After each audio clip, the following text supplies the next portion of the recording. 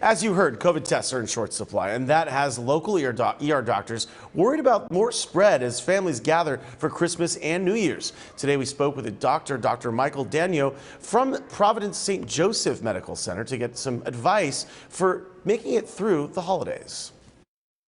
I think relative to last year, I think people are, I think they recognize their responsibility in this, and that includes, the vaccinated and the unvaccinated. I mean, everybody recognizes the need to do as much testing as possible. A lot of this testing is done pre-Christmas and pre-New Year's, obviously, before people are traveling. So that tells me that people are being responsible and trying to make the right decisions to get tested before they travel, before they see potentially older or at-risk family members or friends. The issue, though, this the availability of them, right? That's probably the concern, is they're running out of them in lots of places.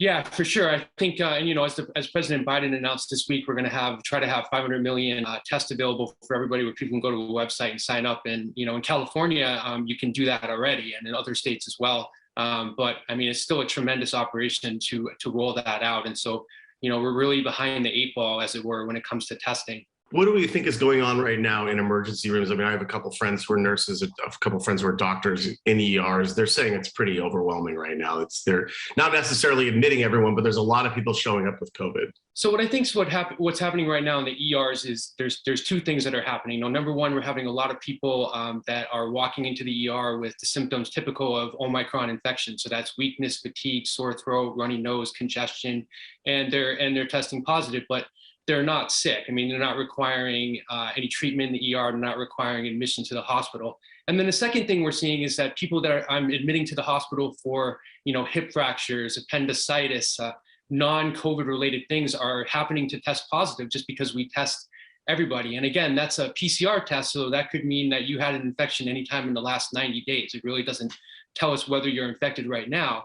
But, my concern is that those all get chalked up as COVID admissions, and not necessarily for COVID-related illness. And so I think, this is a great opportunity as we move from a pandemic to an endemic state, that we need to be more specific in our data reporting at the county level, the state level, the national level. Like, how many of these COVID hospitalizations are actually for COVID illness? And I think that is the most important metric that we need to follow. How much more serious are infections for people who are not vaccinated? We finally had some great data from 3 separate countries this week, the UK, Scotland, and South Africa, which shows that Omicron causes less severe illness. But the caveat to that is that these studies are done against a wall of immunity, either from previous infection or vaccination. And in that population who have that previous immunity, yeah, it does cause less severe illness. But I think for the unvaccinated people that never had COVID, Omicron definitely still poses a pretty severe threat.